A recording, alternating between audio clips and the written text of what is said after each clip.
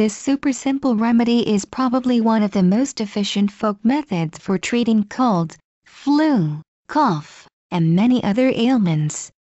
It is surprisingly simple method and very effective. It also requires minimal skills to perform or use. All you need to do is to soak a piece of cotton wool in alcohol of about 50% concentration. Squeeze out any excess alcohol from the cotton wool and place it on your belly button. Cover the cotton wool with a plastic bag, tape, bandage or even a cloth to keep it in place. This ancient treatment has proven to be very beneficial. Not only does it help alleviate pain, but it also relaxes the muscles of the body. It is a great way to distress after a long day as it eases up your muscles, allowing you to rest peacefully. The treatment is especially valued for its ability to deal with some of the most common illnesses we have today. The common cold, flu, soreness of the muscles and even inflammation of muscles are only but a few of the illnesses this remedy can treat. It is far better than the conventional drugs that a doctor would prescribe you. For the same reason,